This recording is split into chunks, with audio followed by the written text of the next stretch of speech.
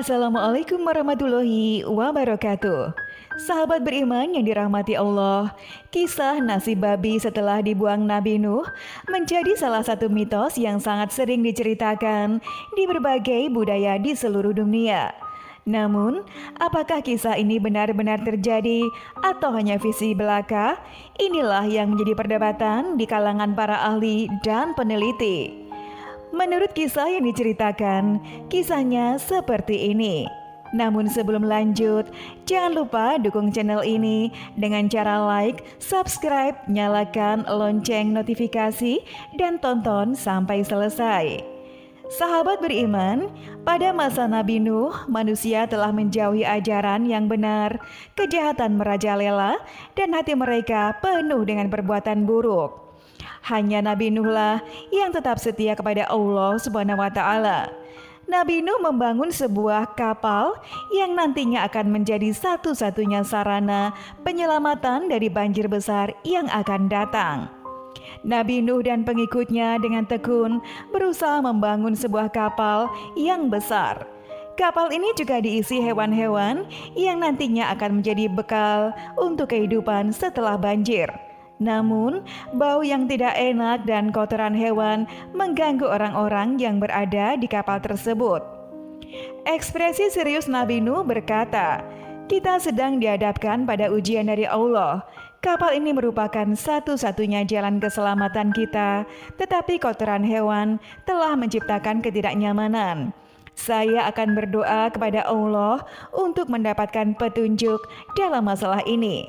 Semua orang di dalam kapal tahu bahwa Nabi Nuh selalu berhubungan langsung dengan Allah Subhanahu wa Ta'ala.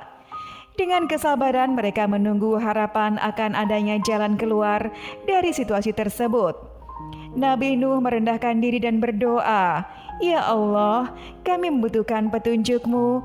Tunjuklah kami jalan terbaik untuk membersihkan kapal ini." Ketika doa Nabi Nuh didengar, awan hitam mulai bergerak di langit dan sebuah suara yang lembut namun kuat mengalir ke telinga Nabi. Suara surga berkata, "Wahai Nuh, perintahkanlah mereka untuk memeras ekor gajah." Nabi Nuh pun terkejut dan berkata, "Ekor gajah ya Allah?" Allah pun menjawab, "Ya, dan ini adalah perintahku." Nabi Nuh lalu kembali kepada umatnya dengan perintah tersebut, dan mereka dengan cepat melakukan perintah tersebut. Sambil mencoba memeras ekor gajah, umat Nabi Nuh berkata, "Inilah yang diperintahkan oleh Allah, semoga ini membantu membersihkan kapal." Ketika mereka mencoba memeras ekor gajah, bukannya air yang keluar, malah muncul babi jantan dan betina yang sangat besar, dan dengan nafsu makan yang besar, babi-babi ini membersihkan kotoran hewan dan memakannya. Namun, kisah babi-babi dalam kapal Nabi Nuh dimulai dengan perintah dari Allah dan munculnya babi-babi yang membawa hikmah yang tak terduga bagi umat Nabi Nuh. Setelah kedatangan babi-babi ke dalam kapal, mereka dengan seksama mengamati ketika babi-babi tersebut membersihkan kotoran hewan dan memakannya. Pertanyaan-pertanyaan terus menggelitik pikiran mereka, dan salah satu anggota umat Nuh pun berbicara di antara mereka, mengatakan, "Mengapakah Allah mengirimkan babi-babi ini? Apakah ini merupakan bagian dari rencana yang lebih besar?" Nabi Nuh pun menjawab, "Ini adalah rencana Allah dan kita harus patuh kepadanya." Waktu terus berjalan dan bahtera Nabi Nuh pun terus mengapung di atas lautan yang gelap. Babi-babi jantan dan betina yang telah menjadi bagian dari bahtera selama beberapa waktu lalu pun terus dengan tekun membersihkan kotoran hewan dan menjaga bahtera tetap bersih. Suatu pagi ketika matahari mulai terbit, terdengar suara gemuruh dari dalam kapal. Umat Nuh dan hewan-hewan lain menyadari bahwa keributan ini disebabkan oleh babi-babi tersebut. Umat Nuh pun mencoba menjaga ketenangan sambil berkata, "Kita harus mencari tahu apa yang sedang terjadi." Mereka pun menuju ke suatu tempat di kapal tersebut di mana babi-babi itu tengah bermain-main. Babi-babi jantan dan betina dengan bersemangat berlari di sekitar kapal, mengakibatkan kerusakan pada beberapa barang dan bahkan memecahkan beberapa wadah makanan. Umat Nuh pun mulai merasa marah dengan beberapa kali di antara mereka mengungkapkan, babi-babi ini benar-benar membuat keonaran dan mereka merusak barang-barang kita. Nabi Nuh berbicara kepada babi-babi tersebut, apakah yang sedang kalian lakukan? Babi jantan dengan rasa malu mengakui, maafkan kami ya Nabi, kami terlalu bersemangat dan sangat senang bermain.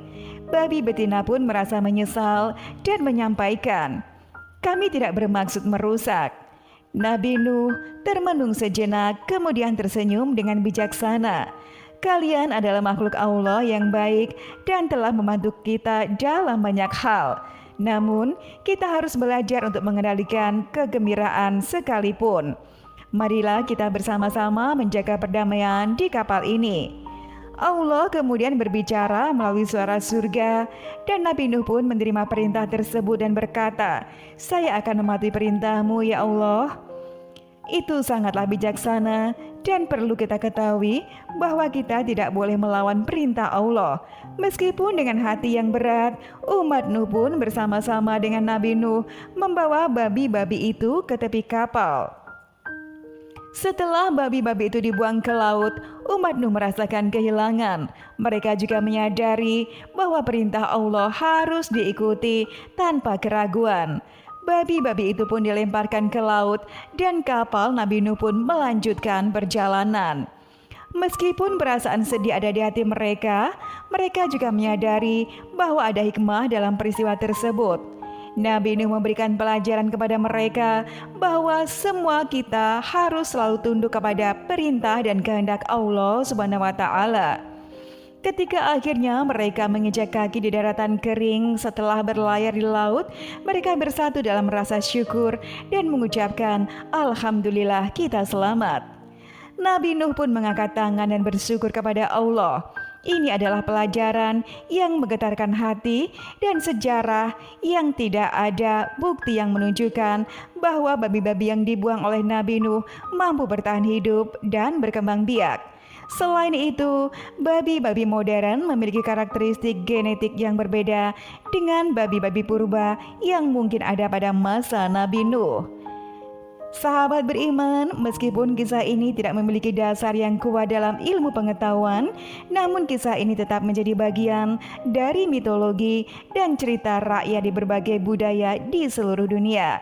Demikianlah, semoga bermanfaat. Wallahu a'lam bishawab. Wassalamualaikum warahmatullahi wabarakatuh.